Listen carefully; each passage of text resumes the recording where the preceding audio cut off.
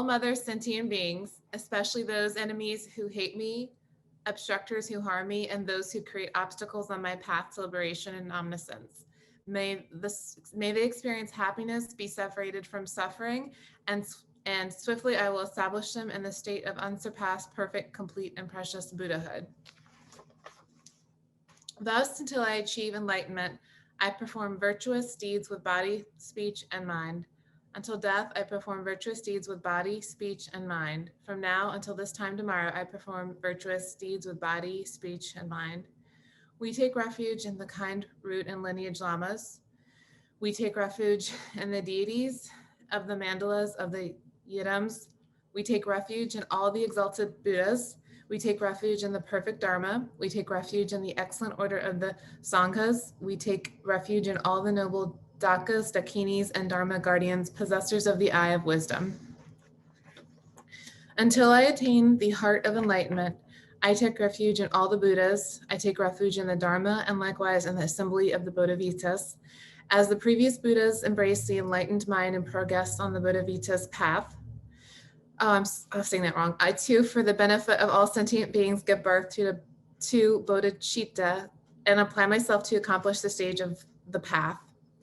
In the Buddha, the Dharma, and the Sangha, most excellent, I take refuge until enlightenment is reached. By merit of generosity and other good deeds, may I attain Buddhahood for the sake of all sentient beings. May all mother sentient beings, boundless as the sky, have happiness and the cause of happiness. May they be liberated from suffering and the causes of suffering. May they never be separated from the happiness that is free from sorrow. May they rest in equanimity, free from attachment and aversion.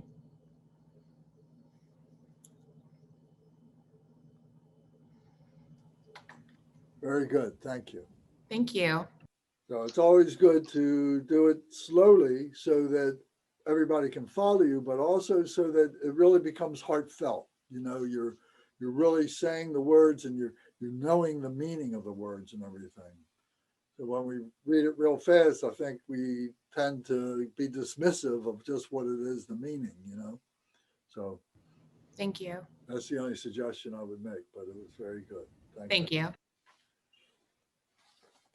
Okay, so just to kind of get our mind stream back, we've been talking about the dual ornamental liberation, and we've been talking about the different methods that we use to be able to understand our attachments, to be able to understand our aversions, to be able to understand our motivations of ignorance, why we stay ignorant, and so on. So we've been talking about the antidote to the attachment of the pleasure of peace. You know, that we think that that's really a good thing, you know, but we find that the peace is an attachment too, and it's part of samsara. It's part of our human nature to want to do that, but then peace turns into sorrow when things don't go always right for us, and so on. So then the next chapter was chapter 8, and the antidote for not knowing the method of practice for achieving Buddhahood.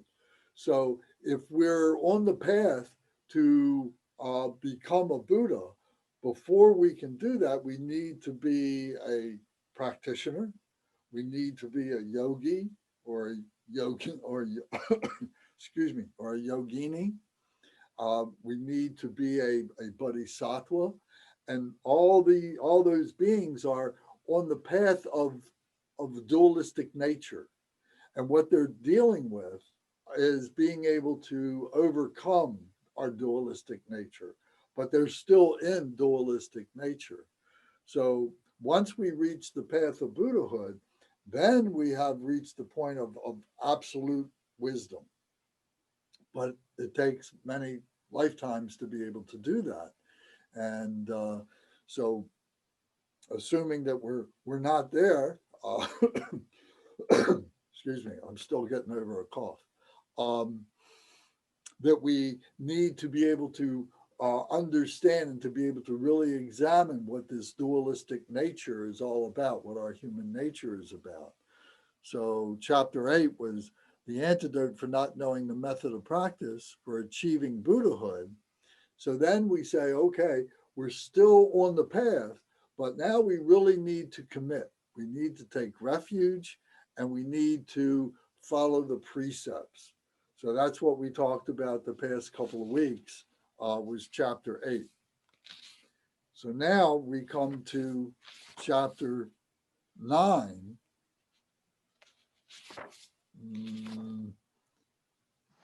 No, chapter 9, we talked about the cultivation of bodhicitta. So bodhicitta, of course, is the Holy Enlightened Mind. So this is the Holy Enlightened Mind of all the enlightened beings. And as we are working our way along the path, becoming a yogi, becoming a yogini, trying to become a bodhisattva and so on, we are more and more and more stabilizing ourselves to be in bodhicitta, loving kindness, compassion, joy, and equanimity. So the Buddhas are completely stable. They are the embodiment of bodhicitta. The bodhisattvas are on their way, depending on where they are on the path, how stable they might be. So we're working towards that, but we have to understand what the goal is. We have to understand what we're going for. So chapter 9 is talking about the cultivation of that bodhicitta. So we spent a couple of different sessions talking about that. So now we come to chapter 10, which is where we are tonight. And this is the antidote for not knowing the method of practice for achieving Buddhahood. What is the practice to achieve Buddhahood? So this is the method, training in aspiration bodhicitta. So there's going to be two parts to this. There's going to be training in aspiration bodhicitta. And then in the next chapters, there's going to be chapters in, action bodhicitta. But we have to pay attention to what our aspiration, what our motivation to have bodhicitta is. So that's what we're going to explore tonight. So anybody have any questions or comments, anything that you want to get clear in your mind that maybe you missed or you need to reaffirm or something before we move on? Lance, I was gonna, just a brief question. What book are you teaching from for this course or for this series? The Jewel Ornament of Liberation. Is that available on the website to get mailed out? Yeah, you see the book and Michael's holding it up. Oh, okay. I don't have my copy, it's downstairs. I'll have my Okay, no, that's fine. I can email afterwards. But it's on Amazon. Oh, it is. I can order it on Amazon. Yes, so it's a thick book, and it's quite involved. That's okay. So, but it is the instruction manual to achieve Buddhahood. Okay. Thank you. Very comprehensive, very detailed, and it's something that we read over and over again, and we use as a reference book. We're always going back to it. Okay. So thank you. The Jewel Ornament of Liberation is the Lam Rim book. Lam Rim means stages of the path. So it's very, very fundamental, very important. So yes, so if you get a copy of it, that'd be wonderful. Thank you. Okay. So we're chapter 10, the method, training, and aspiration, bodhicitta. So the aspiration, what is our aspiration? What is our motivation? Why do we want to do this? So it says here that the first thing is that we don't want to lose bodhicitta, that we've been studying it, we've been understanding, we've been learning the nomenclature of what this means and so on, and we don't want to lose what it is that we have. So we want to strengthen it and we want to stabilize it. We don't want to lose whatever degree of bodhicitta we have, and we want to move forward with greater bodhicitta. So let me point something out. Go back to this book here and go back to page 18. 18 in this book. And this is the dedication prayer. Because here I want to point out to you, this is the Aspiration Bodhicitta prayer. This is called, and it's the bottom stand, the last stanza on page 18. It says, Bodhicitta, the excellent and precious mind, where it is unborn, may it arise. And where it is born, may it not decline, but ever increase higher and higher. So this is something that we recite every day. It's part of our practice. So we normally do this as our part of our dedication prayers at the end of the practice when we recite this prayer.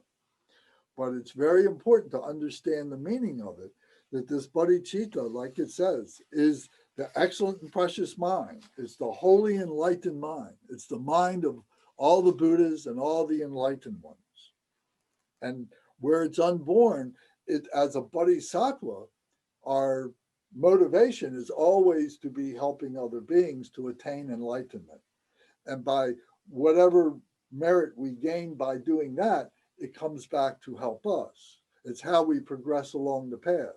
If we're doing this selfishly, we're not necessarily practicing bodhicitta. We're practicing selfish desire for enlightenment. But bodhicitta means that you are doing this for the benefit of other beings. So where it is unborn, may it arise within me and within other beings. And then where it is born, may it not decline, because we can lose our bodhicitta. We can get lazy about it. We can stop paying attention. We can stop practicing. We can, let our minds drift and so on, and we go right back to our bad habits and so on. So we need to keep working on bodhicitta. So may it not decline, but may it ever increase higher and higher. So as our bodhicitta increases higher and higher, it gets more stable, is what it means. More and more stable within us. There's less opportunity for it to leak out, for it to become weak, and so on. So this is not losing bodhicitta. This is the first part of the training aspiration bodhicitta in this chapter, is not losing bodhicitta. So here it says, not forsaking sentient beings from one's heart. A bodhisattva who possesses one quality holds all the excellent qualities of the Buddhas. What is that one quality? A mind which does not forsake anyone from one's heart. So if you, I've sent this outline to everybody, and if you printed this, then I'm reading from that. So, and this is taken from the chapter, from the book. So it's saying what I said just a moment ago, that that bodhicitta, if you know bodhicitta, if you learn bodhicitta from one Buddha, you're learning bodhicitta from all the Buddhas. It's the same bodhicitta. All the enlightenments have the same bodhicitta. So it's saying all bodhisattvas who possess one quality holds all the excellent qualities of the Buddhas. And what is that one quality? A mind which does not forsake anyone from one's heart. So we're always willing, we're always open to bringing other beings into ourselves, into our heart, into our Buddha field. Because this bodhicitta is like, our Buddha field, is like our bodhisattva field, if you want to call it that, or our yogi field, or our yogini field. However stable we are with that, we're bringing beings in, and we're hoping that we are stable enough that we're radiating back light to them, that we're wisdom to them, skillful means to them. So there's always that thing. So it's not me and other. We're bridging the gap. We're bringing that gap together, that I am other and other is me. And that we all, think like that. And so There's no separation between us. There's no separation between me and other. So this is all very important. This is being in bodhicitta, that there's no difference. The Buddhas see that all this is stable, perfectly stable. So what we're coming to recognize, what we're working to recognize, is that nature, that we're all the same. Equanimity. Remember, loving kindness, compassion, joy, and equanimity. The equanimity is that we're all the same. So that's what we're trying to do. So we do it little bit by little bit, it becomes more and more stable. So then here it says, point number 2, it says that bodhicitta does not weaken. Recollecting the beneficial effects of bodhicitta.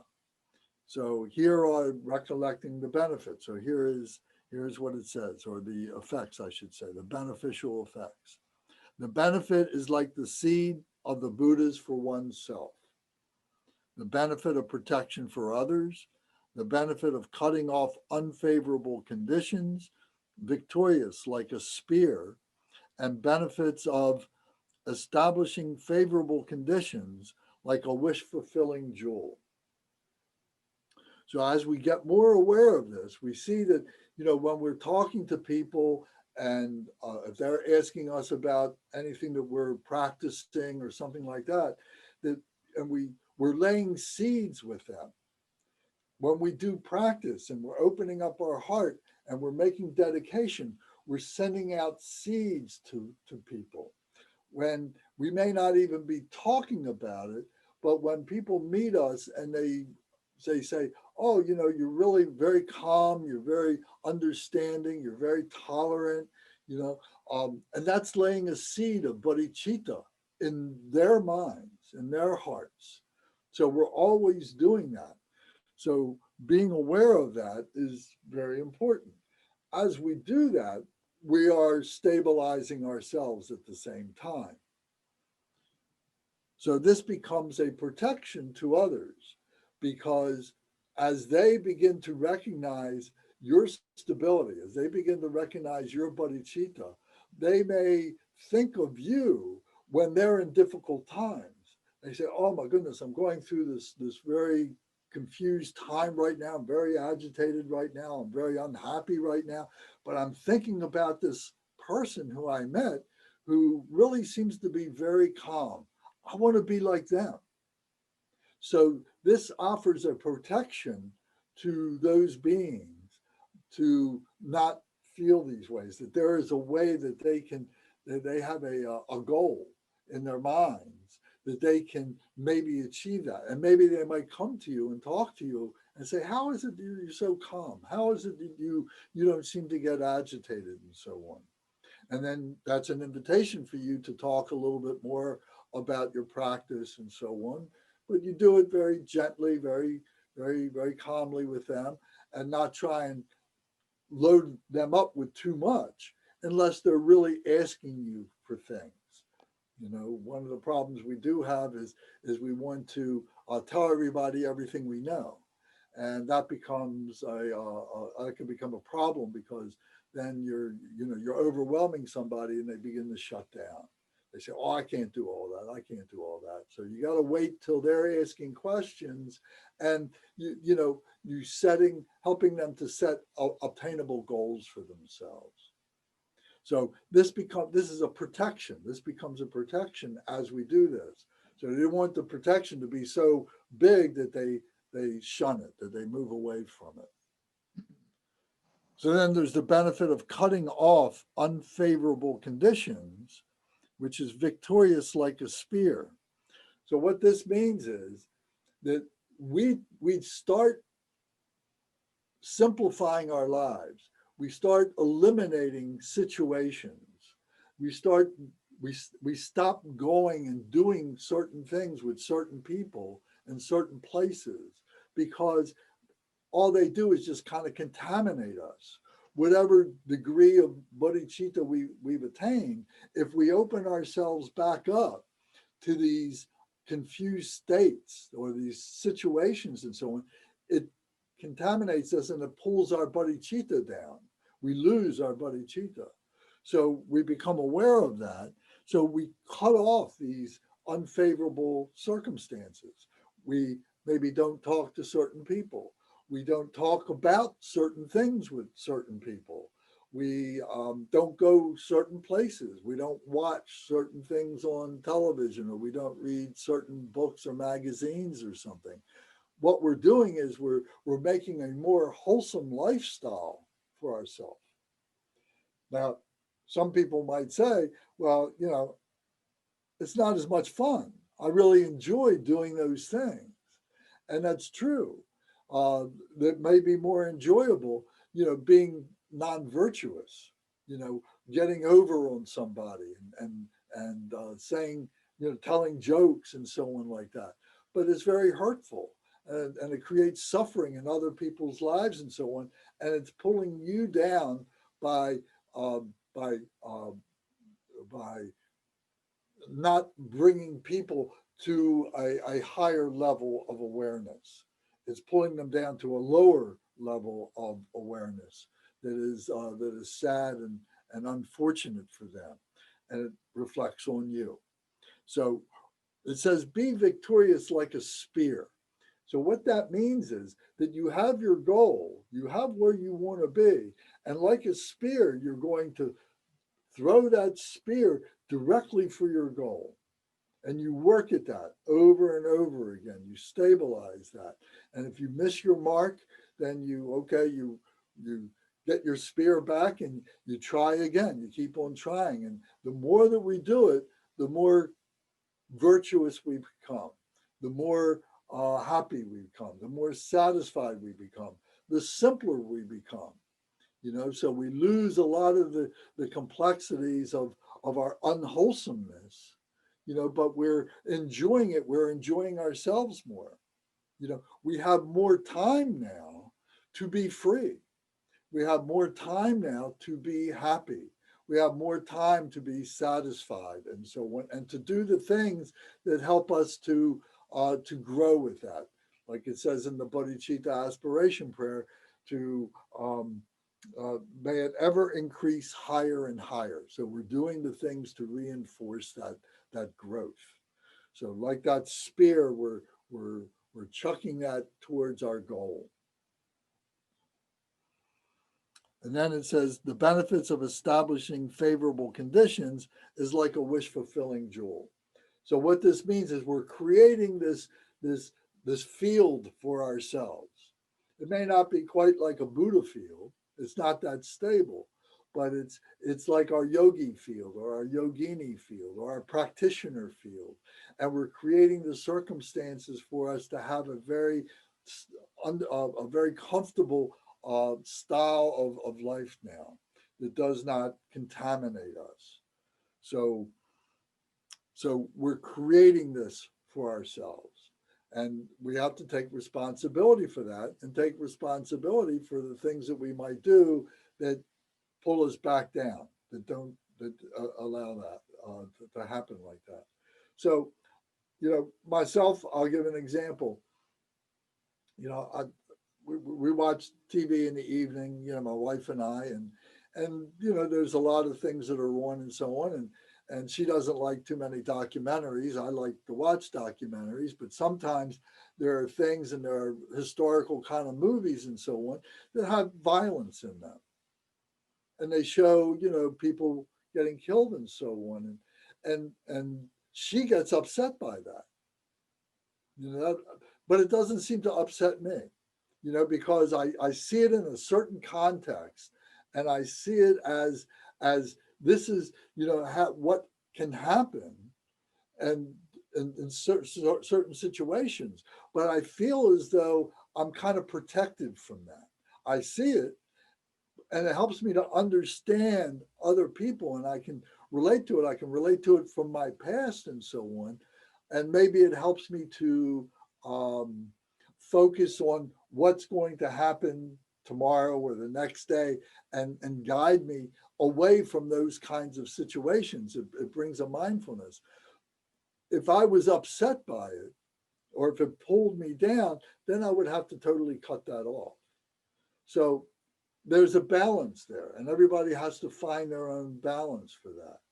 But the idea is to be able to maintain this mindfulness, this peacefulness, this wholesomeness, and so on.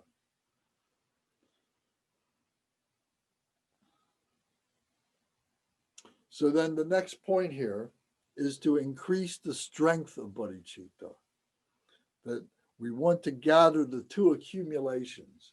So these two accumulations we're gathering, we're bringing in, and they're like girding us. They're like, they become our strength. Our physical body feels stronger. Our mental acuity feels sharper and clearer, and so on. We make better decisions. And it comes from gathering these two accumulations. So it says the accumulation of merit and the accumulation of primordial wisdom. So the accumulation of merit is from the 10 virtuous activities. So the 10 virtuous activities are doing good deeds. Let me see here. Just excuse me a second.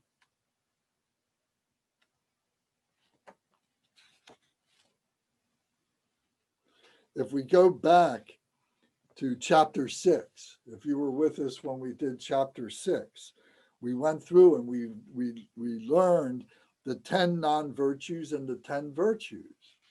So by doing these virtuous acts that are enumerated by these 10 virtues, which are protecting the lives of others, practicing great generosity, maintaining moral ethics, speaking the truth, harmonizing those who are unfriendly, speaking peacefully and politely, speaking meaningfully, practicing unattachment, and practicing loving kindness. And finally is engaging in the perfect meaning of the things that we do, the actions that we do. So if we engage in those 10 virtuous actions all the time, now we are creating a good environment for ourselves. So this is the accumulation of merit, the 10 virtuous actions. As we do these things, as we're helping people, as we're helping ourselves and so on, we're accumulating merit.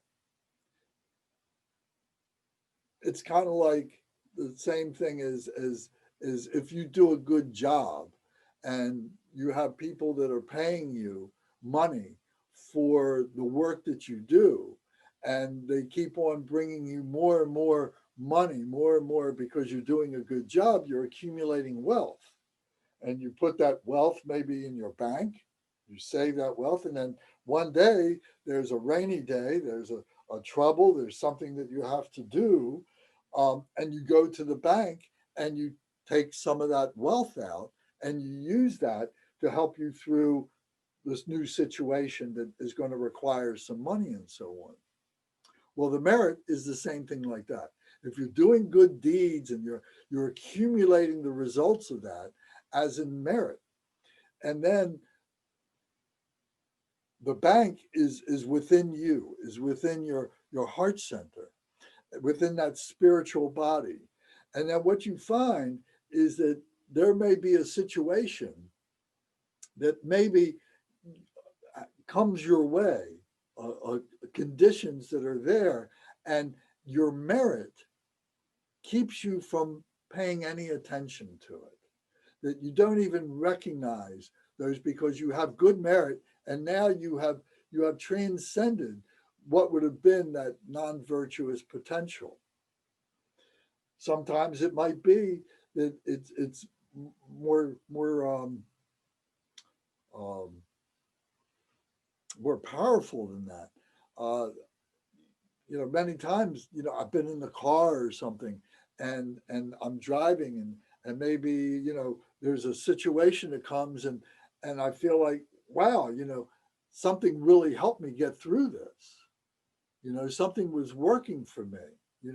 Sometimes you can feel this merit working. Sometimes, and these situations that are coming and you don't recognize them, but then, you look back and you say, you know what? I didn't even pay attention to that. It didn't even faze me. I didn't even think about it anymore. So this is like that merit that is coming to your benefit, that is protecting you. So it's very subtle, and you don't always recognize it right away. But you find that more and more and more, you get to be more and more virtuous, and more virtuous things happen to you, and non-virtuous things don't approach you, don't come near you.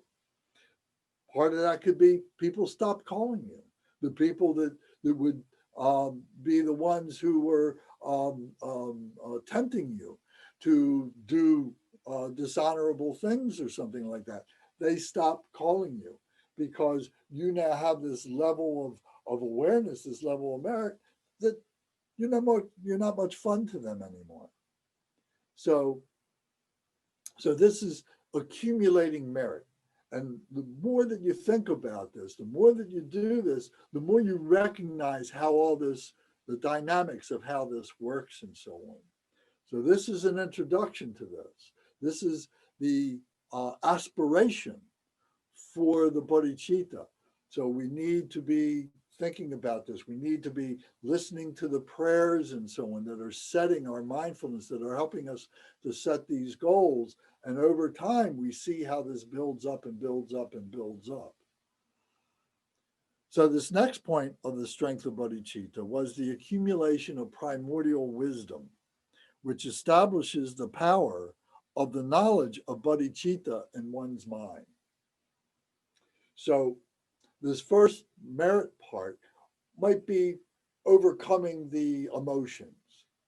If we allowed those things to manifest, they would allow our emotions to get stronger and like that. So with the wisdom, now we are developing a faith in the bodhicitta, an understanding in the bodhicitta, a knowledge of the bodhicitta that is accumulating as knowledge, because or rather as wisdom, because this wisdom now becomes a gnosis. I don't know if you're familiar with the Greek word gnosis. So gnosis means to know.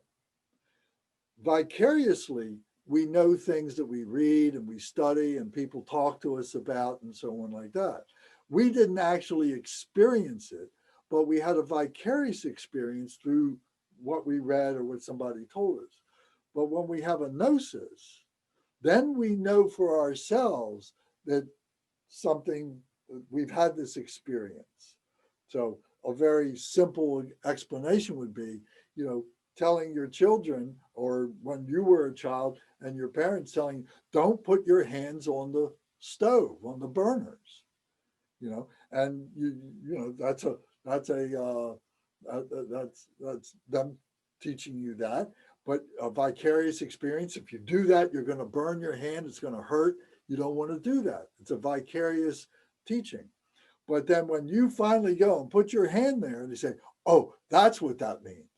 Now it becomes a gnosis. You know what that means. You know that you will burn your hand when you put it on the stove, or you light a match and you burn your hand with the flame, something like that. So we have spiritual awarenesses. We have spiritual gnosis. We have spiritual experiences. And that's what we're trying to accumulate, are these knowledges that we are building up. And so when we recognize these things, we begin, and as when we're talking to people, who may be friends or family, and they're asking us questions about our spiritual practice. And then, sometimes we're just kind of putting things together as we're talking.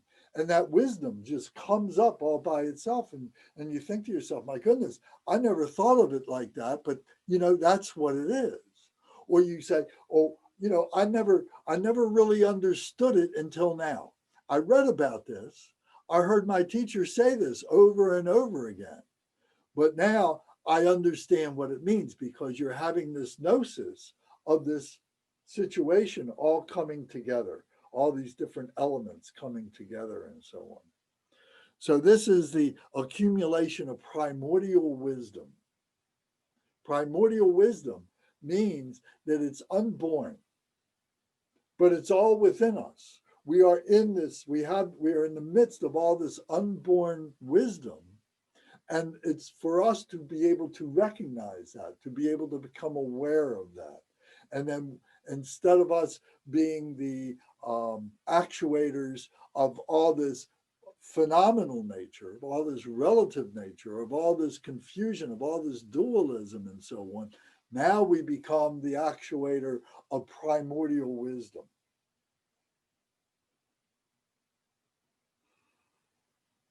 So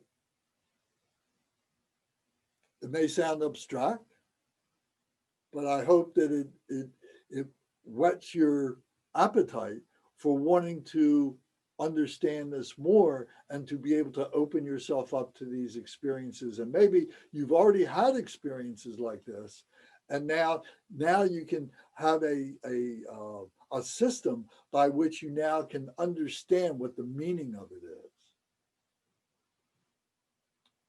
Again, my example for my own self was years ago. I've been meditating for a long time, and I was having experiences in meditation that was beyond my ability to be able to explain it 40 years ago, 45 years ago. But there were things that I stayed with me. And occasionally I would read something and I would say, wow, that really means something to me. I kind of understand that and so on. And yes, that makes a lot of sense.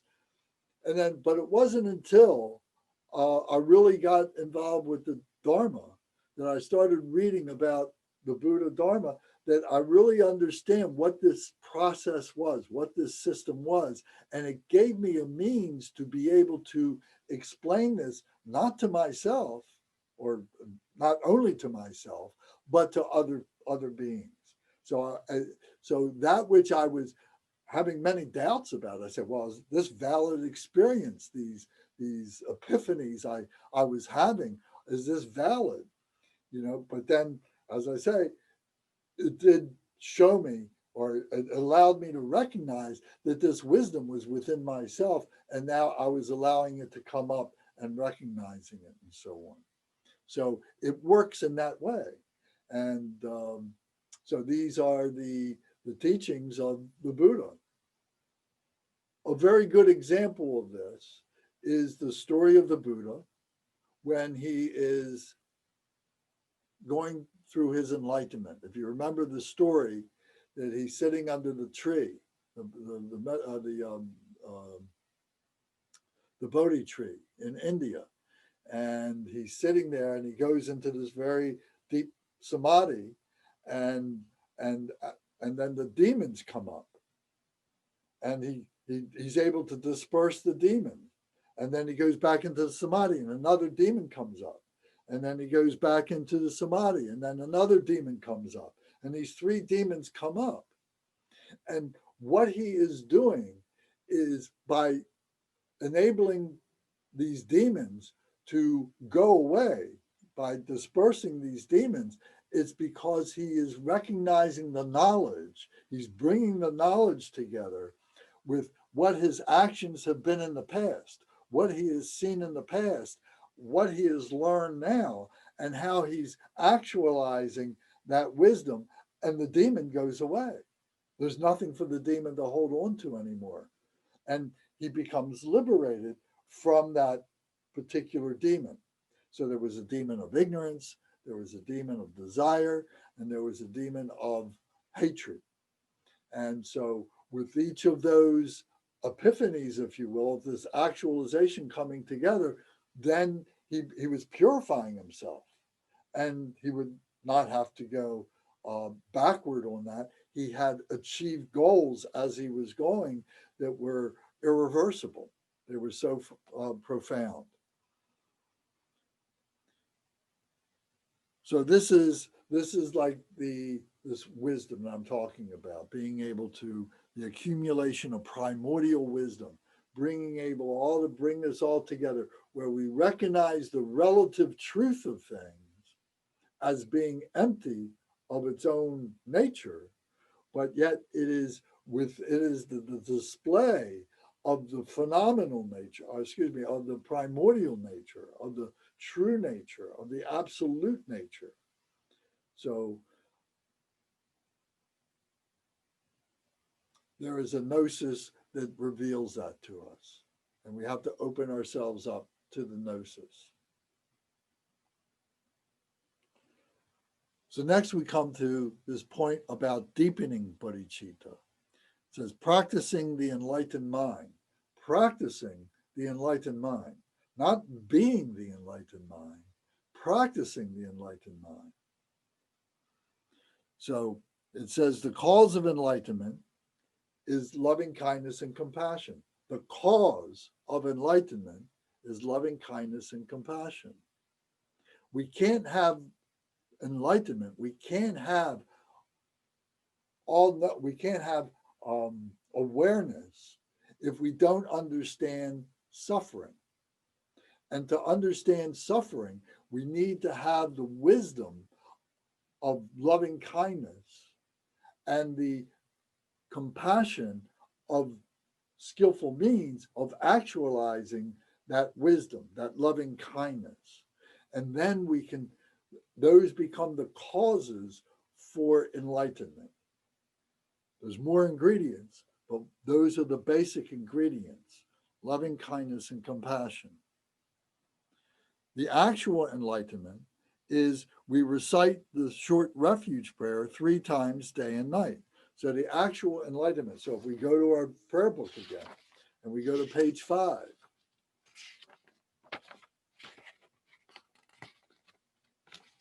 So if we can be the embodiment of this prayer, it says in the Buddha, the Dharma, and the Sangha most excellent, I take refuge until enlightenment is reached. Once it's reached, I am the Buddha. When we, at the conclusion of our practices, we go, Om, Ahom, Om, Ahom. May my body, speech, and mind become inseparable from the body, speech, and mind of the Buddha and all the enlightened ones. That's what we're doing. We're setting the goal for ourselves to become enlightened, to become the Buddha.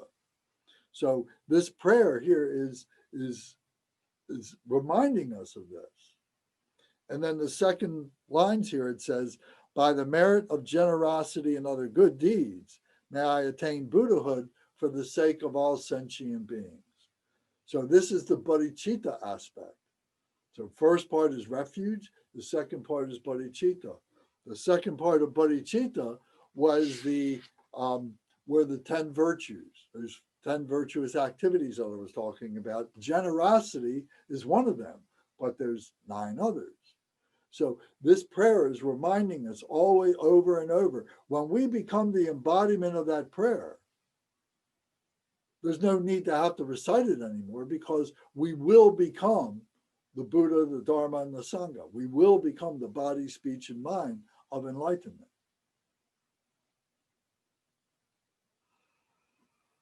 So that's the actual enlightenment. Recite the short refuge prayer 3 times.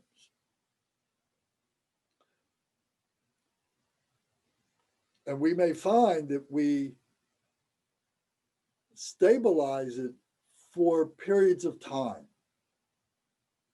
You know, we go through and we do a practice, and let's say, for instance, we do an hour practice, and we're on the cushion, and we really have this transcendent experience.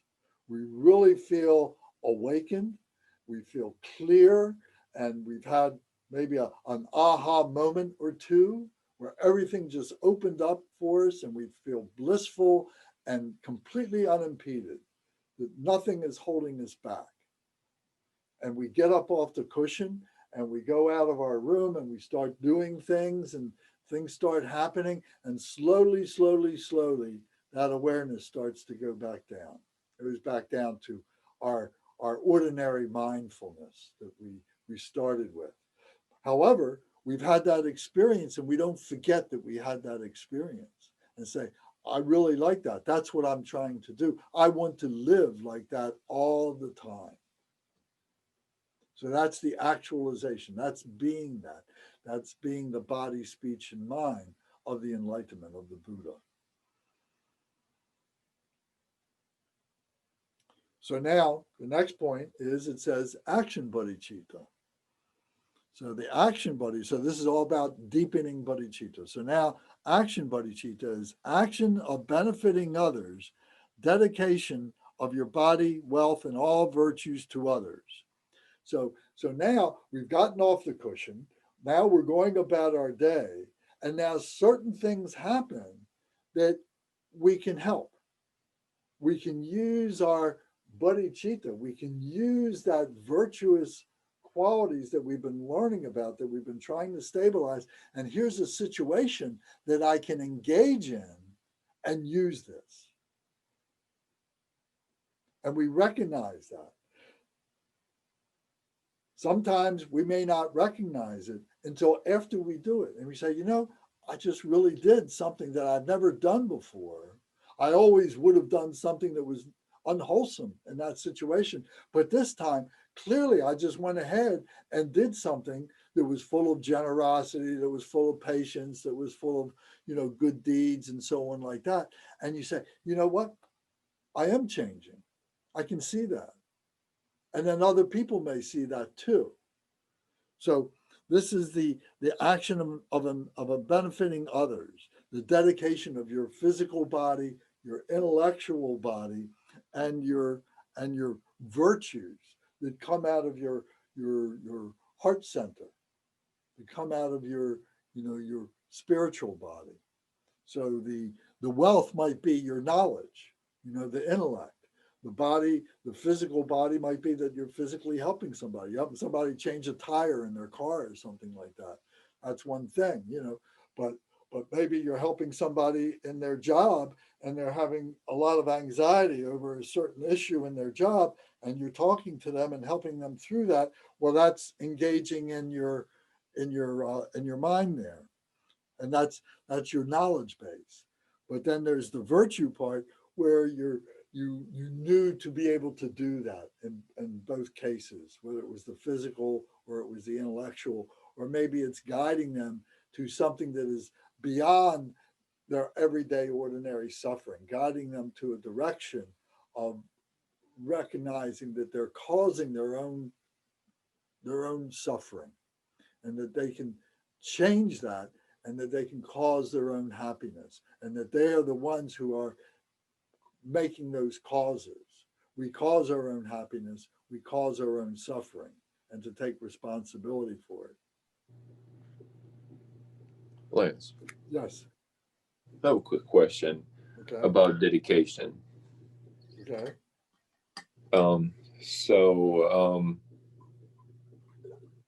Practicing awareness, and, you know, speaking of meditation, and, you know, when you get into the samadhi state,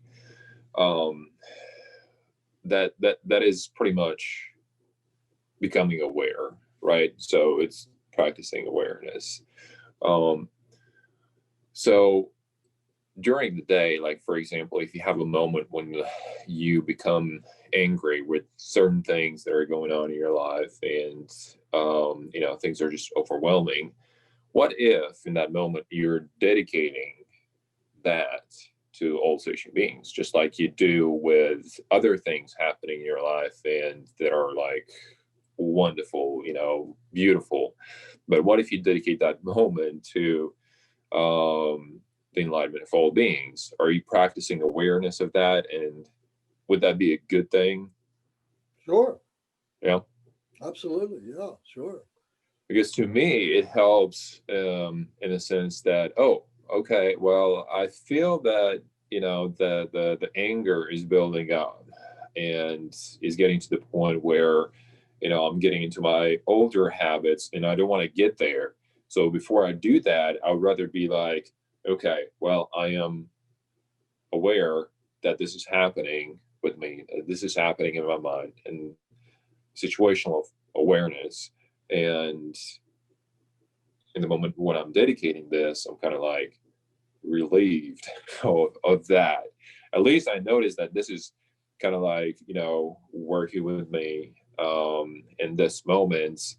and I'm dedicating that to the benefit of all sentient beings. Well, do you think that your aspiration for dedication becomes a motivation to practice your bodhicitta? I'm sorry, what was that? Was that a question? Does your aspiration for dedication, Mhm. here's the situation. I really want to do something that I can dedicate to everybody. I got this situation, so I really got to engage my bodhicitta in this situation so I can dedicate it to beings. Because I realize I'm making the link with the dedication part, and that becomes a motivation. You follow that? Yeah. And I think Yeah. that's what you were saying in the beginning. Yes. Yeah. Yeah. That we want to be able to, that our whole life becomes a dedication to the enlightenment of other beings. Right. And that's the primal cause. That's the Shri. When we do Om Mani Padme Hum Shri, that's the Shri, is the primal cause, is the dedication for the enlightenment of all sentient beings. Would it be good if you visualize the Shri when you do the dedication? Of course. It won't hurt. It won't hurt. But yeah, as much association as you can make to stabilize your body, speech, and mind, of course. So the Shri is blue and the Shri can have different colors depending on the action, right? It depends on the deity that it is the seed syllable of. Yes, it can be a white Shri, it can be red Shri. Yes. But where would you usually visualize that? In the heart center? In the heart center, yeah. Yeah. And coming out, and if it's coming out of your voice, if it's coming out of your hands, if it's just going from your heart to the heart of other beings, it's the actualization that our body, speech, and mind become inseparable Mm-hmm. with the body, speech, and mind of the enlightened ones.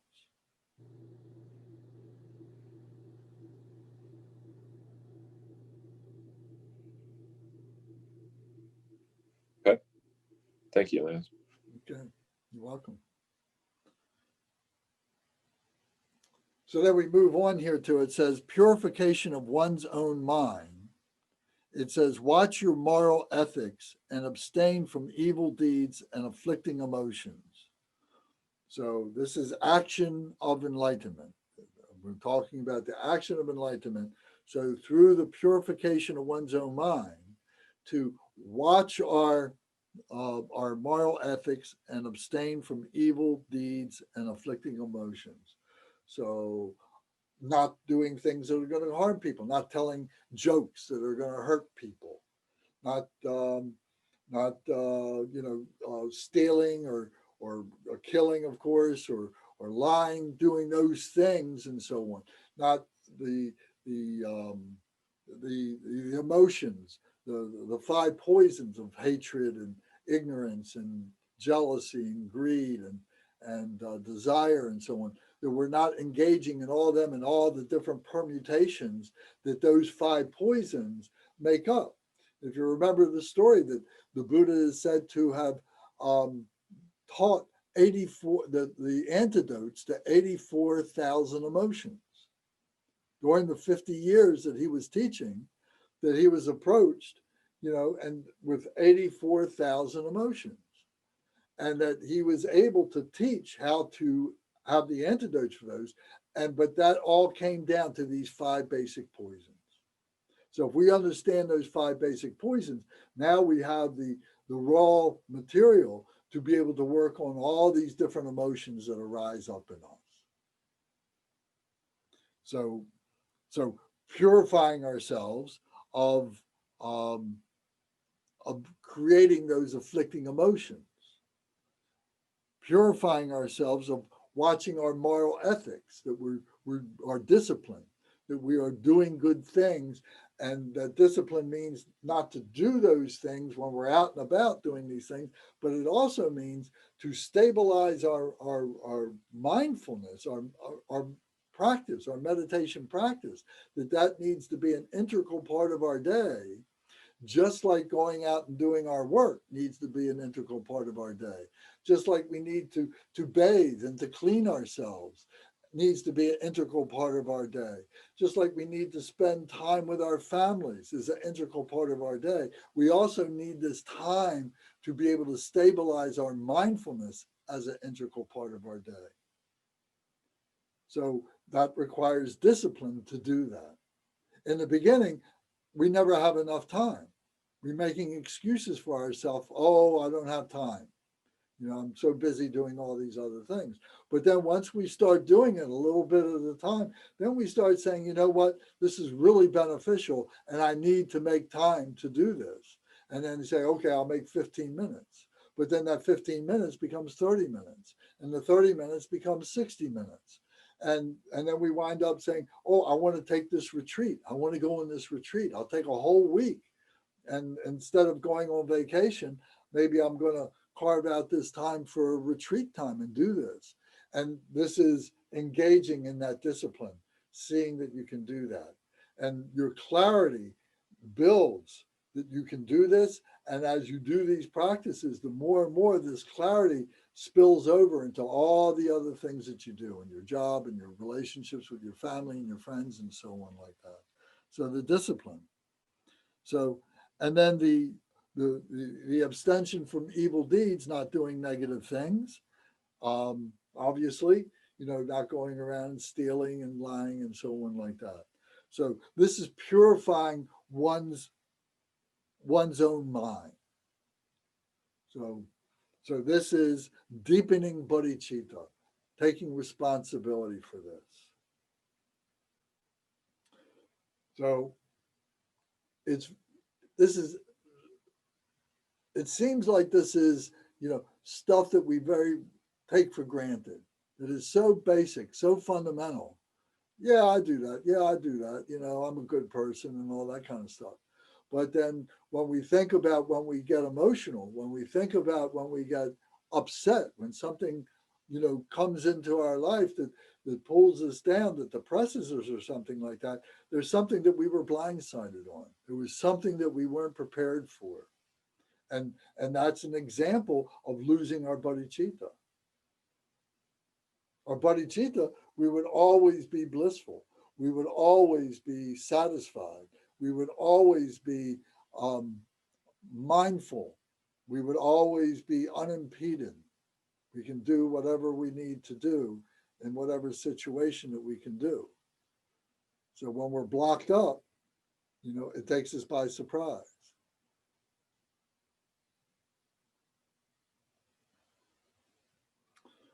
So now the next point is, it says, not forgetting bodhicitta. So here, the rejection of the 4 unwholesome deeds and acceptance of the 4 wholesome deeds. So this is very important here. The not forgetting, what are the 4 unwholesome deeds that we don't want to do? We don't want to deceive the Lama or others worthy of worship. We don't want inappropriate cause or remorse in others. We don't want, through aversion or hatred, saying improper words against a bodhisattva. And we don't want deceitfulness against sentient beings. So this is really high stuff, because we're talking about this in terms of the Lama. We're talking about this in terms of causing remorse in other beings. We're talking about this in terms of not harming a bodhisattva, another being or something, and to have respect for each other. Sometimes there are situations that we don't understand between people, Dharma brothers and sisters, and one Dharma brother or sister is acting in a way that you would not do, that you don't agree with. Maybe they're saying something in a way that you would say it a different way. But we have to have respect for them and saying, okay, they're looking at it from their point of view with their experience and so on. And I shouldn't say anything disparaging about them. I have respect for my Dharma brothers and sisters and my lamas. Sometimes we don't understand what the lama is trying to teach us. Excuse me. It's very subtle. It's not something we've read about it in the book many times, but we haven't learned how to actualize it. And what they are demonstrating to us is an actualization process that we haven't connected yet. So we can't disparage the Lama. We have to say, maybe I just don't understand yet, and let it go for the time being and see how things progress. Sometimes the Lama may appear to be very harsh with us, saying things that we don't appreciate, that we don't like, and make us feel bad and so on. But maybe we needed that. Maybe we needed that little bit of a jolt. So here it's saying, not deceiving the Lama or others worthy of worship, to say, oh yeah, I've got that.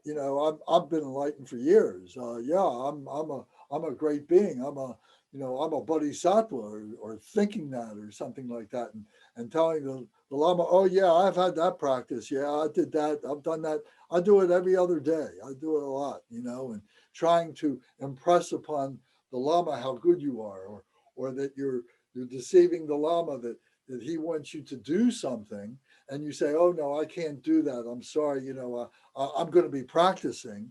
I've got something else I got to do that is very important, that is part of my practice.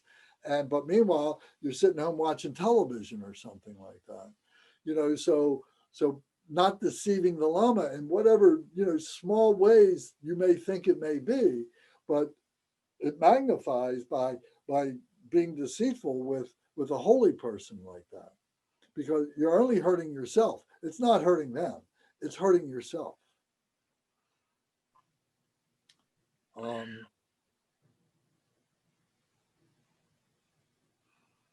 So these are fairly straightforward, but these are things, of course, to meditate on. Every one of these things are things to meditate on, to contemplate. So the 4 wholesome deeds are not telling lies, even at the risk of one's own life, establishing others in virtue, especially in the Mahayana. What that means is being able to teach others the Mahayana way, not to do no evil, do only good deeds, be of benefit to all sentient beings. So being able to teach that, maybe not in those particular words like that, but in a subtle way that meaning comes out to others and so on. And if they were to ask you where this comes from and everything, you might say, oh, well, this is my practice. This is what I practice every day. I remind myself about this and so on. And they say, well, what do you mean? And then you go down a little bit further. You tell them about, your prayers and so on. But you wouldn't want to just unload on them right away. You do it in increments and you wait for people to ask you and so on. So you establish others in virtue, especially in the Mahayana. So this Mahayana path. And the idea of Mahayana, the important parts of Mahayana are the 2 truths, the relative truth and the absolute truth, is emptiness, that everything is compounded nature, everything is not inherent in its own existence, everything is built up of other things, so everything is empty. All this phenomenal nature is empty. It's not permanent. So there's nothing to have to grasp, there's nothing to have to hold on to, and so on. And then the other thing is the Bodhisattva, that the Holy Enlightened Being who is on the path of perfection, on the path to become completely aware, to become completely liberated. So those are the 3 main parts of the Mahayana. So the way in which we can talk to other people about this, can be very, very, very, very simple ways in being able to express it. But then if they want more information, you can elaborate more and more and more. And then seeing bodhisattvas who have cultivated bodhicitta as Buddhas and proclaiming their qualities in the 10 directions. Let me say that again. Seeing bodhisattvas who have cultivated bodhicitta as Buddhas and proclaiming their qualities in the 10 directions. So what this means is recognizing beings, like say, for instance, Garchen Rinpoche. Garchen Rinpoche is, for me, one of the purest human beings I've ever met. And because he is a bodhisattva, and because I may not recognize it, maybe I do recognize it, that he is considered to be a Buddha in the lives of many, many, many beings. And I will talk to beings about that. I can say that because I recognize that Garchen Rinpoche has those qualities and so on. And that, so maybe we have all these other teachers, we have all these other people that we know, and maybe they're at some level of understanding, some level of experience, some level of having realization. And we say, we talk about these people, we tell people about these people. We don't hold back to tell these people. We wouldn't want to go and say, oh, well, so-and-so is a Buddha, knowing that full well that he's not. That would be wrong. And sometimes we say things, you know, we call each other yogis and yoginis, and we call each other dakas and dakinis and so on like that. And, you know, for some space and time, for some deed that we did, we may be, but we may not be completely stable in that. So we need to beware of that and not overstate our situations. But at the same time, we can honor those who do deeds like that. And then the last one is sincerely maintain the altruistic attitude toward all sentient beings. So the altruistic attitude toward all beings. So that's the altruistic motivation prayer, the first prayer that we recite every day. That no matter who you are, we want you to be able to be established in Buddhahood, and I will do everything I can to help facilitate that for you. So these 4 wholesome deeds then become the answers to the 4 unwholesome deeds. So we link these 4 or 8 deeds all together and see how they work together. So this is helping us. What this is helping not to forget bodhicitta. You know, do we only think about these things when we come together for a couple of hours a week, and this is the only time we think about this, or are we thinking about this like Adrian said, when he's out doing work, and are there opportunities for me to practice bodhicitta out in the field, so to speak, you know, with other people who may not even realize it. And that's what we're really trying to do, and to become aware of that, more and more aware of that. You know, are we just a physical person? Are we just an intellectual person? Are we a spiritual person? And can we be a complete human being by doing all these, or being these 3 bodies simultaneously? So that's what we're trying to do, to recognize that.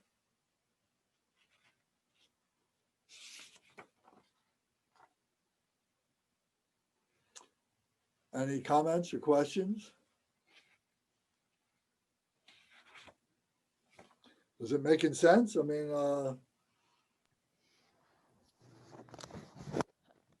yeah, I'm in, this is really helpful. I'm really happy to have this as a continuation of 101. So thank you for doing this.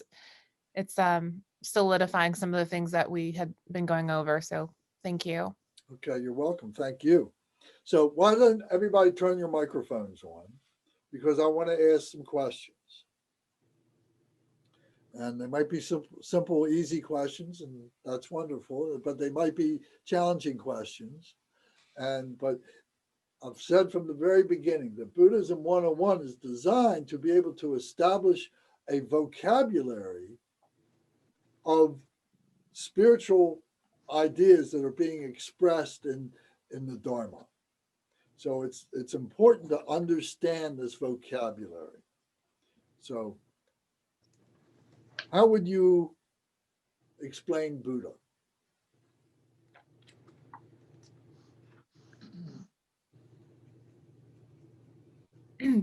Is this a group responding, or do you want to call out names?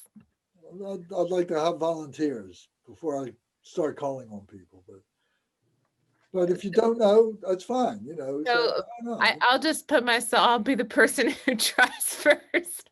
So for me, there's the Buddha who, historical Buddha, the person we know as the Buddha, at least in my understanding culturally of it and growing up. And then as a proper noun, if you will, and then the more, I think another use, I guess, would be someone who's attained enlightenment is, and I'm sure that is drastically understating what response you're looking for. Okay.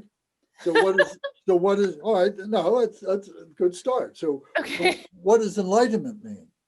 If the Buddha has attained enlightenment, what does enlightenment mean? So free from, I guess, suffering, samsara,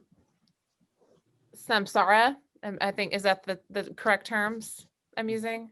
Yeah. Suffering. Okay. I apologize. I'm having issues with my contact lenses. Sorry. Okay. Okay. All right. Does anybody else have something to say about enlightenment? You know, how would you define the Buddha, and how would you define enlightenment? Emptiness Emptiness. Okay. or peace. There are a lot of variables of that supreme state of being at ease and at quiet. Okay.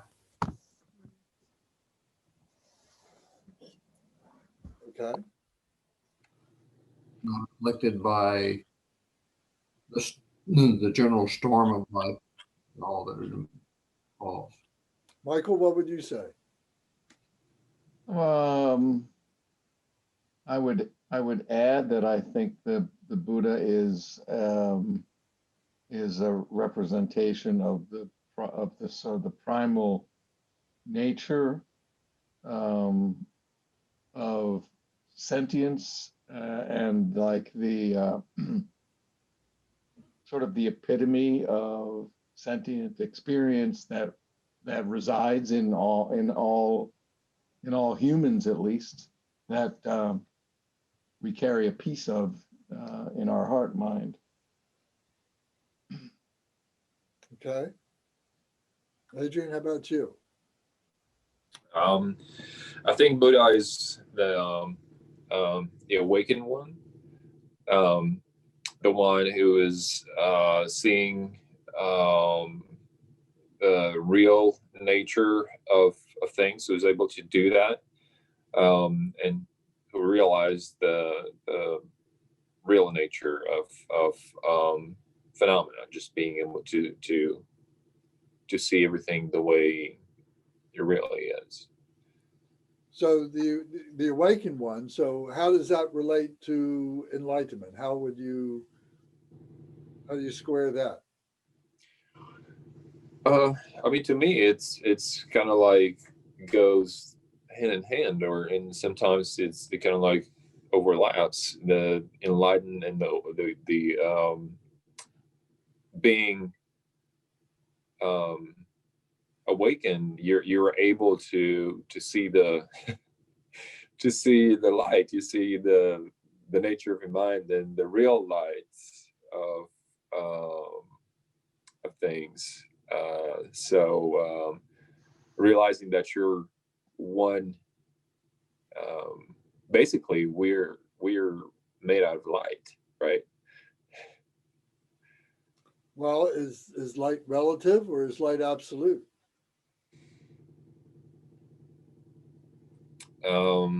Is the light that you see, or is there another kind of a light?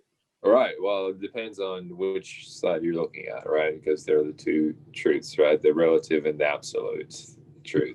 So I guess if you're looking from our perspective, of course, it's relative because we perceive the light with our eyes, and it's a process. It's filtered right through our senses.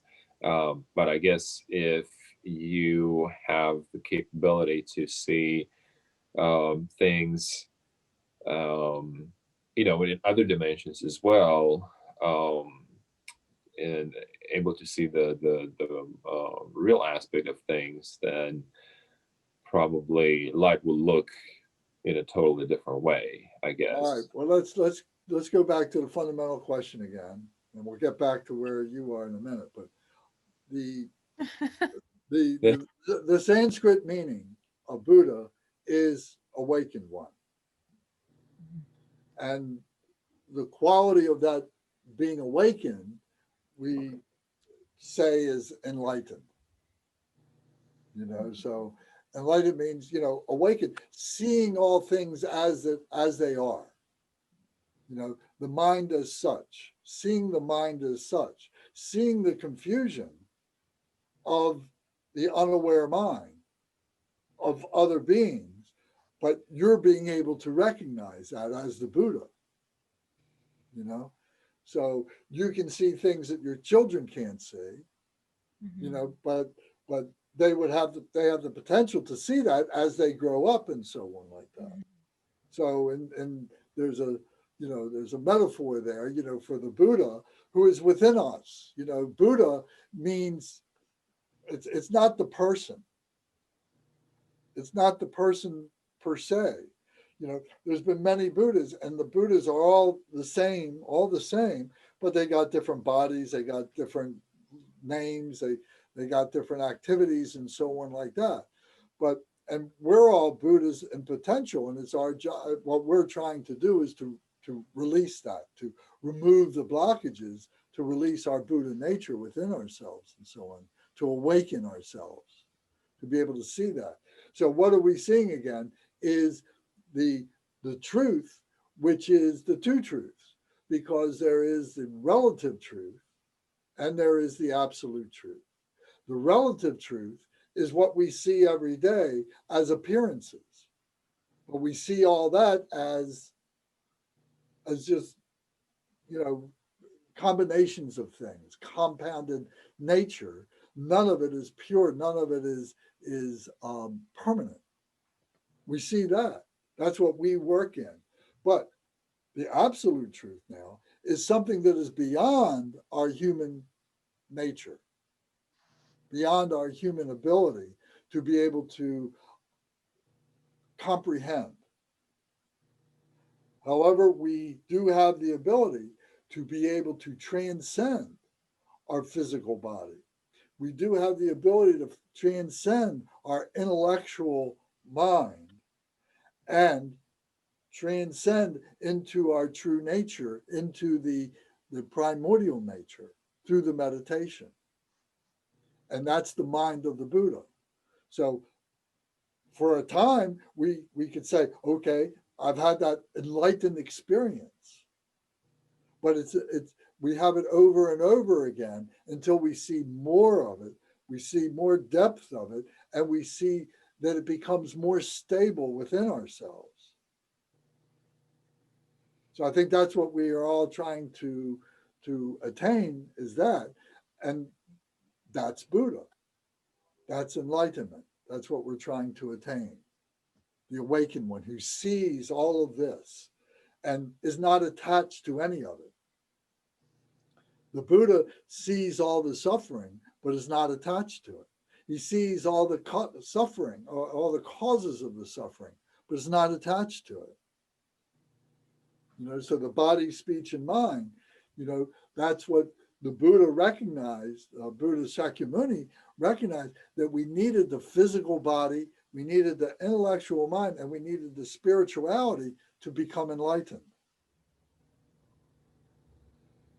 Before him, when he was approaching that, it was, the body's expendable. As soon as we can get rid of the body, we'll be able to have enlightenment. But then he recognized and said and began to teach, no, the physical body is an integral part of being able to do this. And then there have been many beings who have had enlightenment in this lifetime. or in their life, in a particular lifetime. And that's one of the main, what should I say, goals that we set for ourselves in the Kagyu, that lay people as well as monastics can attain enlightenment in a single lifetime. And there's examples of beings doing that, like Marpa, like Tilopa, Naropa, Marpa, Milarepa in particular. Because Milarepa, in his 1,000 his 1,000 songs of liberation, he's telling you what it is to be enlightened, what it is to be a yogi. And we're learning all the academics. He's showing us, he's telling us what it is to be that, what it was for him to be that. And then from that, we learn, that we are given permission to experience our own enlightenment, to recognize our own Buddha, because every one of us, we've got different combinations of our enlightened activities and so on. Question, Lance. Okay. Earlier in the evening, you said something to the effect of the phenomenal world, reality as we perceive it, whatever, is a display of the primordial nature. Is that like, are we saying that it's an emanation? But display sort of means to me like it's been built, like it's an outside part. It's maybe, I don't know. Can you say more about that? Well, we talk about the three kayas. Yes. The Dharmakaya, the Sambhogakaya, and the Nirmanakaya. So in the Dharmakaya is the truth body, primordial, unborn, non-conceptual. And this is the mind of the Buddha, non-conceptual. From our point of view, what it is from the Buddha, we don't know till we get there, But for us, we recognize it as being non-conceptual, and from whatever, and if we have enlightened experience with that, that makes sense to us. We understand what that, there's a gnosis that goes along with that. So, in order to be able to explain that, in order to be able to understand, to approach that, the enlightened ones have to manifest. That primordial nature has to coalesce, has to slow down. If we say that Dharmakaya is moving at a speed that is incomprehensible, it's everywhere at the same time. There's no time. It's incomprehensible for us. But as it slows down, it begins to coalesce. And as it begins to coalesce, then light comes, it coalesces into light, and light coalesces down into to matter, and matter coalesces and compounds into form. So this is the Nirmanakaya. In order for the Dharmakaya to be taught to ordinary beings, all this had to slow down in such a way that it, in a form that now could communicate with ordinary beings. This is the Nirmanakaya. This is Buddha Shakyamuni. This is, all the great masters who have been able, who have done this, and the reasons why they do that, we can talk about. Once they do that, now you can hear them speak, you can see them, you can go up and touch them, they can touch you. Now, what it is that they are teaching now is the Sambhogakaya, is the enjoyment body. And they're teaching things that are part of the intellect, that the intellect is processing.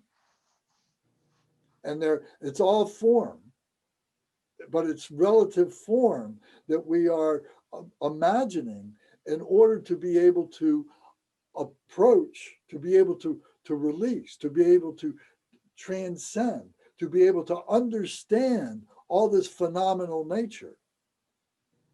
The Sambhogakaya and the Nirmanakaya, the emanation body, are displays of the Dharmakaya for the benefit of the enlightenment of sentient beings.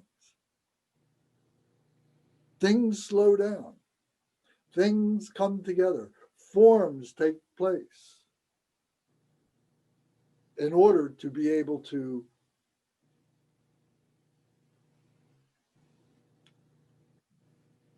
for us to recognize what it is. Now, how far down can it go? Can we become a rock, granite? Can we become things like that? Yes. In this, all possibilities, yes. We're made up of the same materials as these elements, as these rocks and things like that.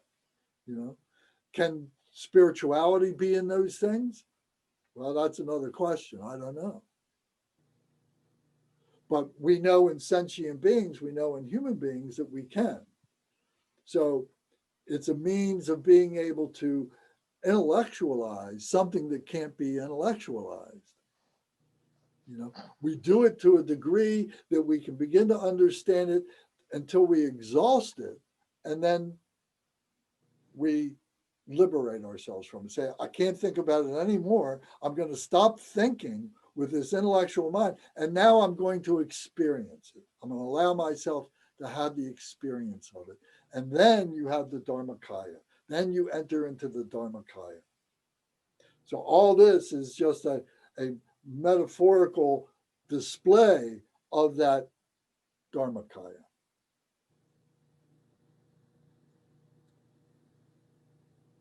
So phenomenal nature naturally doesn't exist on its own, but it's perceived as existing for our benefit. In the way that we know it, yeah. Yeah. In the way that we know it, but we don't know what it is. I mean, it's beyond our comprehension to be able to intellectualize it. So the question becomes, does it make a difference? And do we need to know? Can we know? And that goes back to the arrogance of human beings. Yeah. I mean, I would say it would be nice to know, but what that means is I'm considering it mine. And then that's just grasping behavior and attachment. And so, yeah, it's better not to think, that it's there for you, because yeah, that's hubris and ego. And okay. So it's very, very subtle. Yeah. Thank you. It's very abstract. Well, I think it doesn't exist in the sense that it doesn't have a nature in its own. Like it's always shifting. There are always forms. What is that? In phenomenal nature? Right. Correct. And always changes. It always shifts different other forms. Nothing have exist in its own, but then it does exist. And we as phenomenal beings and spiritual creatures interact with that in co-creation for each other. Mm-hmm. Yeah. And that strains out from the mind itself. Yeah. Yeah. So when we say, well, what is Buddha nature? So Buddha nature, there's two ways of looking at it. There's Buddha nature that you look at as a human being, and then there's Buddha nature that you look at as being a Buddha. That's the relative versus the absolute. Right. Yeah. So, as long as we are, staying ordinary everything's going to be explained in the relative. And until we have the experience of the absolute, we just remain in the relative. But once we can allow ourselves to have that transcendence, or allow ourselves to have that moment of clarity, then you open up and you say, oh, there's things that are going on that, I just can't explain. And you're satisfied with that. Well, I'm already there. I mean, in my relative state, I already know that there's things going on that I could not explain, and I have to be satisfied. But then are you the embodiment of that awareness? Mm-hmm. See, that's the Buddha. See, that's the Buddha nature, is to then become the embodiment of that wisdom, to become the embodiment of that clarity, of that unimpededness, of that emptiness. The Mahamudra. That's the mind, and that's the true mind. Even the idea of saying the mind is false in terms of the it's just a concept. What is that mind? What does that really mean? What does the mind of the Buddha really mean? You have to be the Buddha to understand that. Well, yes, Mahamudra is, tell me again, it's the Great Seal, is that right? That's the literal translation, is the Great Seal, but it's all. I prefer the Great Commitment. So is the Great Seal of of what? Emptiness? Is it bliss and emptiness, or what is the seal for? The seal of Dharmakaya. Is it also translated as the great gesture, as in inclining towards that which we will never know of? Well, that would be the variation of the Great Commitment, the gesture of commitment. Okay. So the commitment is not the same as the aspiration for bodhicitta, or is it?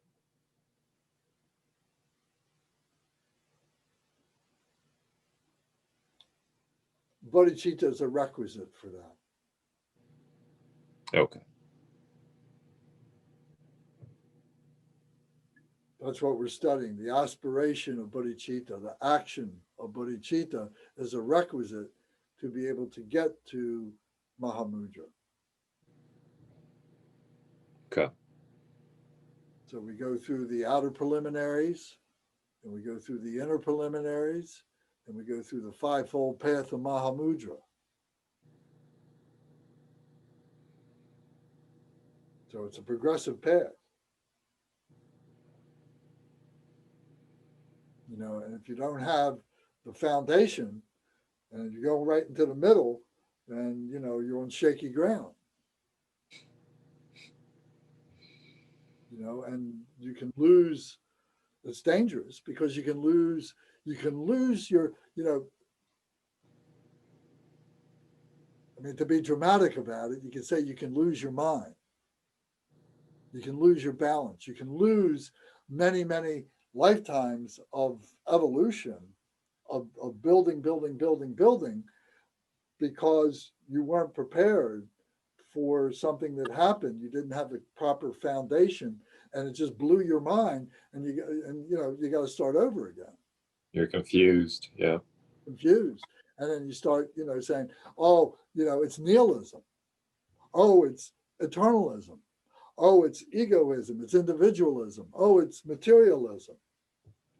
You start going to the extremes, because being in the middle, the middle way, the Mahayana, the middle way, is a very, it's always changing. It's in flux. And you have to be resilient to that. You have to be tempered to be able to do that. to be able to deal with that. That picture I sent you, Adrian, and maybe I sent you guys, you've seen this picture of this yogi who is sitting on the ground. With a hammer. Huh? And The one with the hammer. he's got this piece of iron that he is taking and putting into a red hot fire.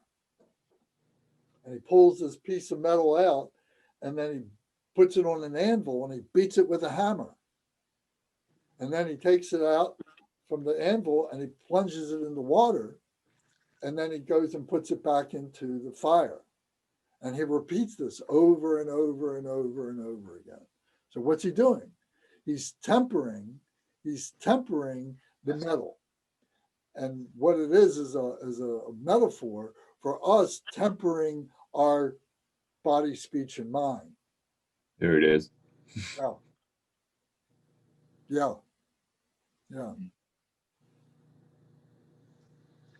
And he's got a dakini who is helping him, and who's guiding him. And he's got a little guy, a little daka, who is a dharma protector or something, who is pumping the air in the fire and so on. So he's not completely alone, but he knows how to bring this all together. It's all part of the process, you say.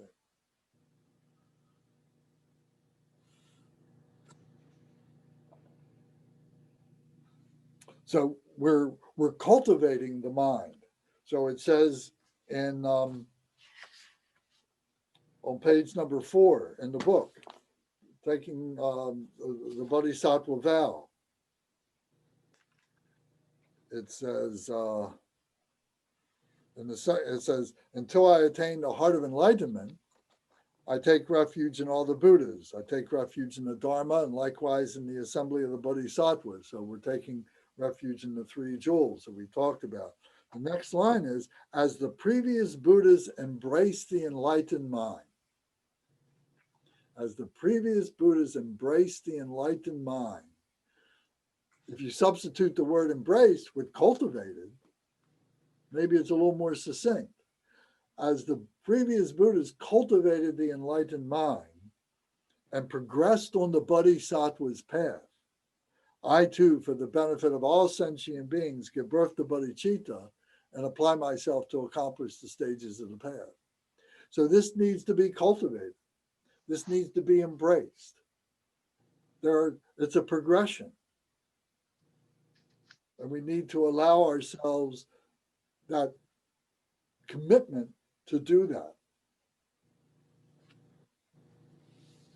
So what we're talking about tonight maybe is an introduction. Maybe you've heard this before, but the point, we go back over and over it again, over and over. It's just not this one time and you just let it go in your mind, because now you're getting impressions in your mind, but you're going to be skewing those impressions with your habitual tendencies and with your preconceived ideas that are faulty, not to mention your emotions. So we need to purify. Those are the 3 obscurations that we need to purify: the afflictive emotions, the mental obscurations of wisdom, what wisdom is, and the habitual tendencies.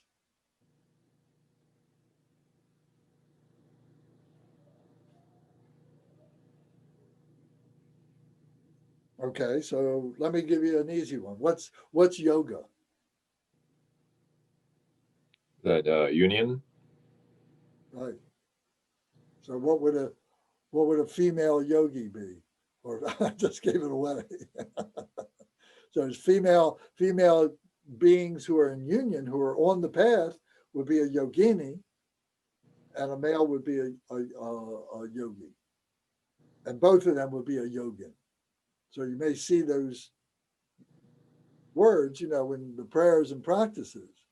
So you know what that is. So there's a ordinary being, then there's a practitioner who's beginning to assemble these practices and doing these practices, assembling the teachings, accumulating the wisdom and the merit, and so on like that.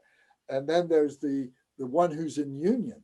Now this is on the path, but still working through emotions.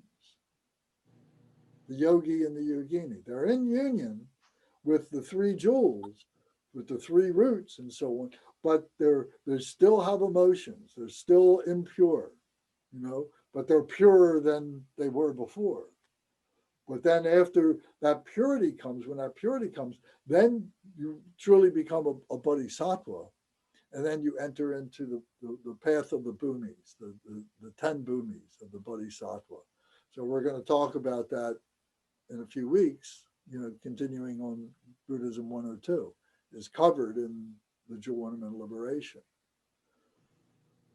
So by the time you really get to be a bodhisattva, you will have overcome the emotions. So in the sense of like overcoming the emotions, in the sense that you don't have them anymore, or you are like aware of your emotions and now you're not giving in to your emotions. You're not attached to them. You have no aversion, you have no attachment, But you still have them, like they still arise. An emotion comes up, but it's easily, overcome. It's just cut off. Right. Because I think that a lot of people are joining,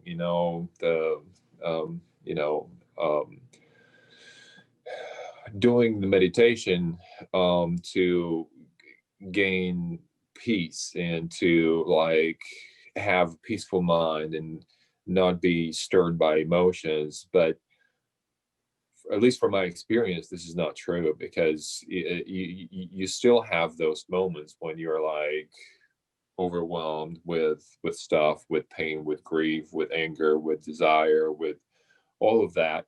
But I think becoming more aware of it, you're kind of like detaching yourself from it. Well, you're learning how to do that. Right. You're learning what it is, you're learning why it is, and you're learning how to deal with it. Right. What, the why, and the how. And that's kind of like the metaphor of the lotus, because we're still like in samsara, but within all the like impure things that are happening around us, or non-virtuous, I should say, I guess. But then your mind develops into this pure and unattached and more luminous thing, I should say. Yes. Hence, I wish I could remember where I read this, but I think it applies to what we're discussing here. These things that swarm around us in life and that we react to, and that our reaction is an emotion of one sort or another. But things that people do, things that occur, things that are bad, bad's not a good word. We neither accept or reject. We're aware, we're present with them, and we move through our life understanding that they're happening, and that we just move on in some sort of quiet, aware presence. I'm not saying it very well, but I think I'm understanding it better than I'm saying it. Are you saying that we're understanding what it is, or are you saying that we're unaware of what it is? We're aware, but we don't accept it. We don't reject it. We don't. I guess maybe judge Of our spirituality? Yes. Oh, no. What is your question? I just said I'm trying to understand what it is that you say we're aware of, not being affected by. Is it our spirituality? The events that swarm around us, how we process them, how we deal with them. Right. And some of it we're ignoring, maybe. Well, you can't ignore, I think, if you're aware, you can't really ignore them. But what I found myself doing more and more lately, and part of it is I believe is a product of my practice, is that I've been raised, I've been in an environment all of my life, which is solution oriented. If there's something going on, then you get involved and you try to manipulate it one way or another, or to make it turn out well. I'm not doing that very much anymore, and I don't try to resolve things anymore. I try to be aware if there's something I can do, and there's usually almost always not. Most of my life, I've always thought that there was something I could do when almost always there wasn't, except try to add peace to whatever is going on. I neither, so I'm neither. So to what degree do you get emotional? Well, I'm a person of emotion, too much, and because I am always one to say, damn it, this isn't right. It needs to be changed. And step one, step two, step three. It's not that I won't still do that, but I find that usually what you can add to the situation is your awareness and your understanding and your presence. And if anything else is needed, it will somehow come out of your presence. I may not be right because I'm very much a neophyte at this practice, but that's where I'm going right now. I'm Well, not making a decision on at least a decision that I have to actuate and implement. well, I think just generally, I mean, you're coming to grips with what the process is, and you're applying it to your life and so on, and all that is healthy and so on. But you're still in the midst of it, like the rest of us, and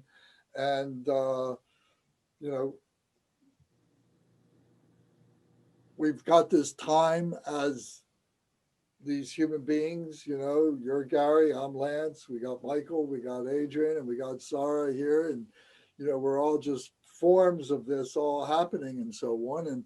And when we give up this form, whatever virtue and non-virtue that we have manifested, continues in the tantra, is the continuum. And then how it coalesces together and so on is a pretty big subject to talk about. But what we're trying to do is to increase our awareness, to decrease our suffering, to resolve ourselves to change, whatever that manifests as.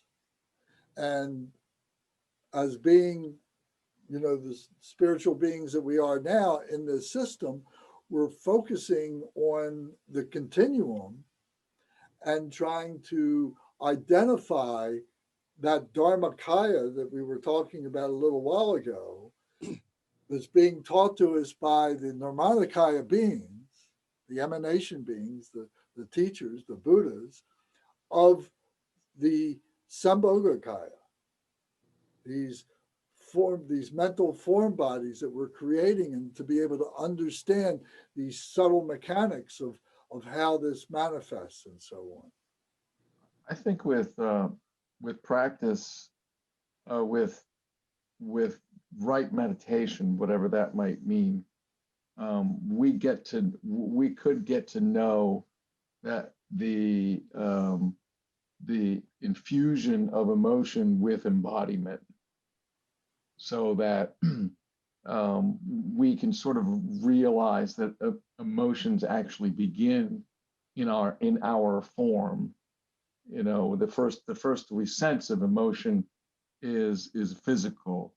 It's hormones reacting. It's magnetic fields. It's usually emotions are coming from our more primitive brain.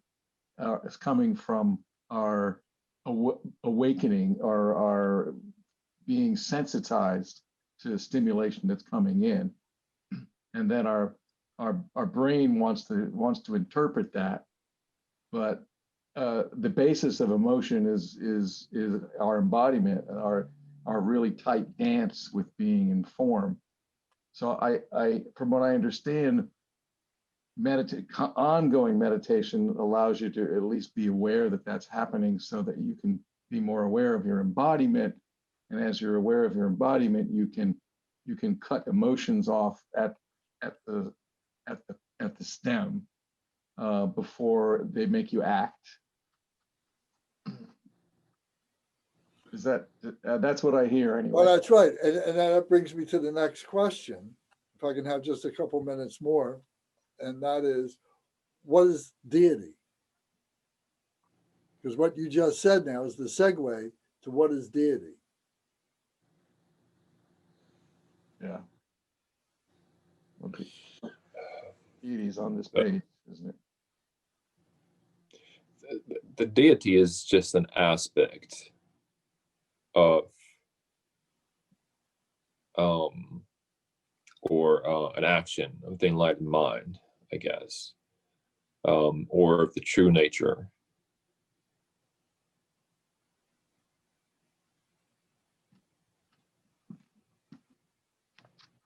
Okay. Are they real?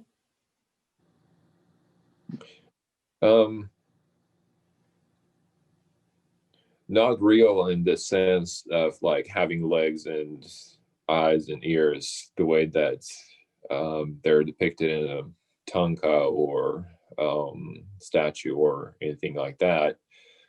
But real in the sense of the absolute truth, to where, yeah, we can get to realize them once we are on the path and we do the practice. And we get to, like, when they say that you become one with the deity, you become one with that particular aspect of your enlightened mind. That's how I perceive it. Okay. Anybody else got a comment about that? It's on the second page. I was smooth. The essence of the inner true nature of sentient beings that we call the Buddha. So the deity is that essence.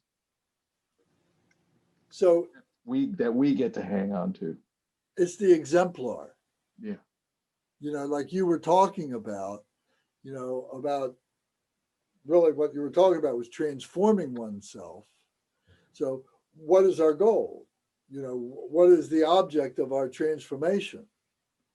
And so the deities play that role in being an example for us of the Buddha nature.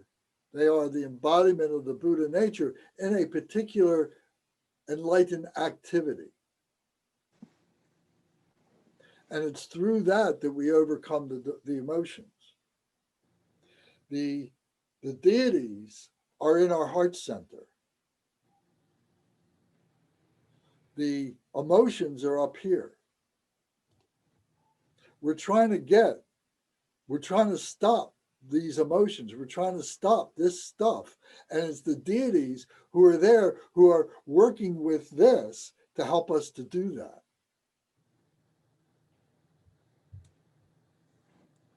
So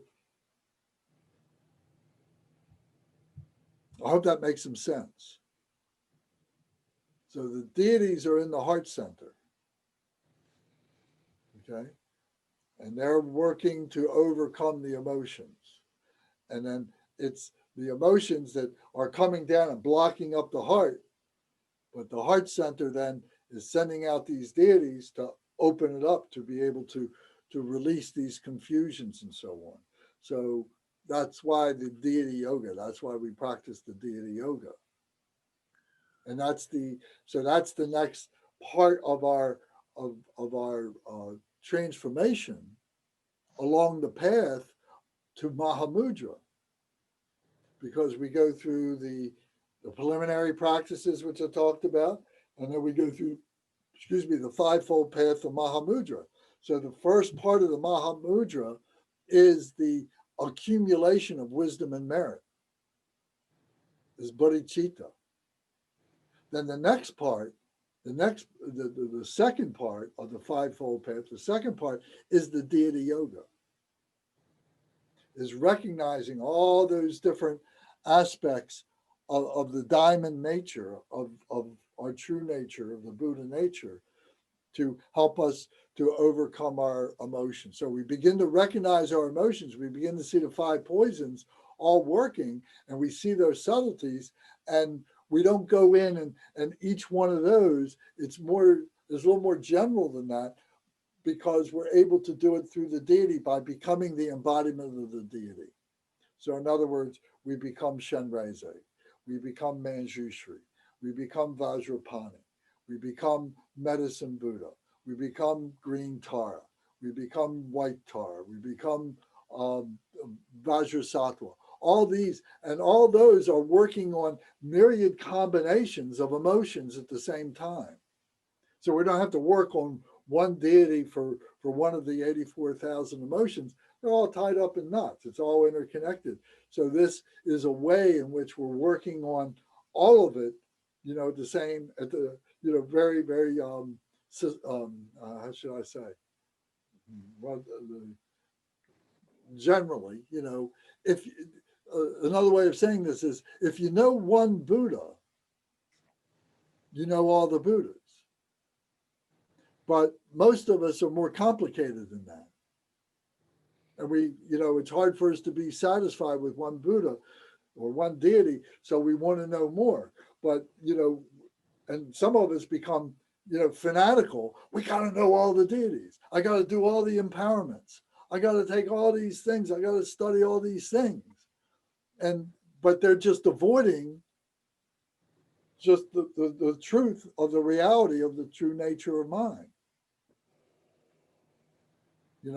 So if we can learn just through a few of the deities, through doing our practice, if we dedicate to our practice as much time as we would dedicate to going to all these different teachings and getting all these empowerments, we'd be enlightened in one lifetime. We're just fooling ourselves. So it's part of the process, in other words. Then the third part of the fivefold path of Mahamudra is the guru yoga of the four kaya guru yoga. So the Dharmakaya, the Sambhogakaya, the Nirmanakaya, and the Swabhavika kaya. So we may have, I don't know if we talked about that, but that's the co-emergence, when all this comes together and becomes the co-emergent embodiment of all this. Then comes number 4, is the Mahamudra meditation. How many parts are in the Guru Yoga? The Guru Yoga is the 4 kayas. The Dharmakaya, the Sambhogakaya, the Nirmanakaya, and the Swabhavika kaya. Right, but there is like an outer guru and inner guru. Is that right? I'll be honest and say I haven't studied it yet, so I can't tell you for sure what you're referring to. I can only tell you what that means to me, but that's immaterial right now. I don't know. Don't worry about it. When it's time, you'll get there.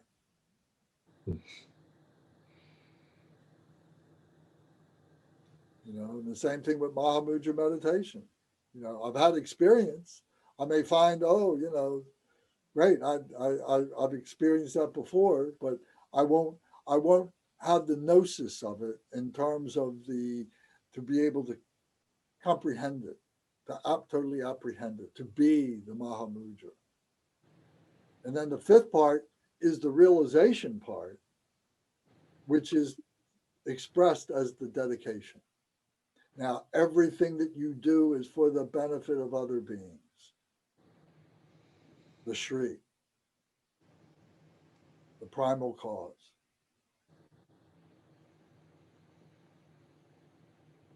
And everything that the Buddha does with body, speech, and mind is for the benefit of the enlightenment of other beings. Huh.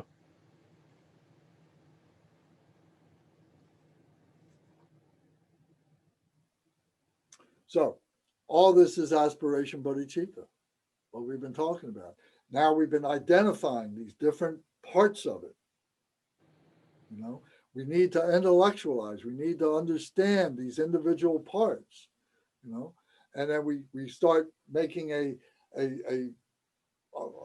composite out of that, which is us, our spiritual nature, our spiritual body, our spiritual awareness, and so on. We're intellectualizing it. But then there comes the point where you just let that go, you know, and we do that through the deity yoga practice.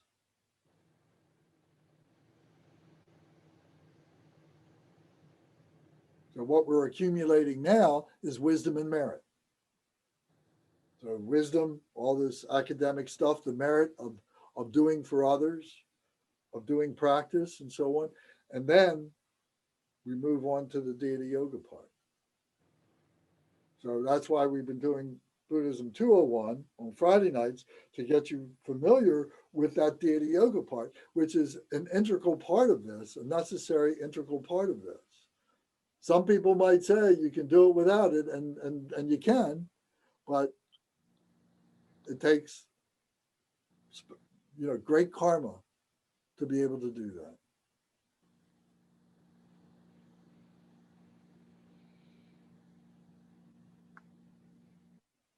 Okay, so unless there's any comments or questions, I've taken everybody late tonight, so I appreciate you hanging in there, but it's good stuff.